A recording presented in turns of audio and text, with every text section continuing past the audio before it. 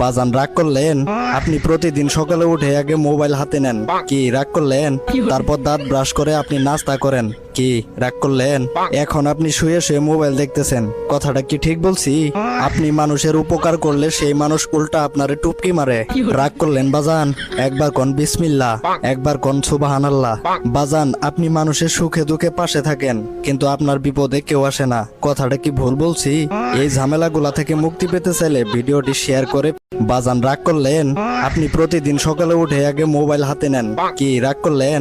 তারপর দাঁত ব্রাশ করে আপনি নাস্তা করেন, কি রাগ করলেন? এখন আপনি শুয়ে শুয়ে মোবাইল দেখতেছেন, কথাটা কি ঠিক বলছি?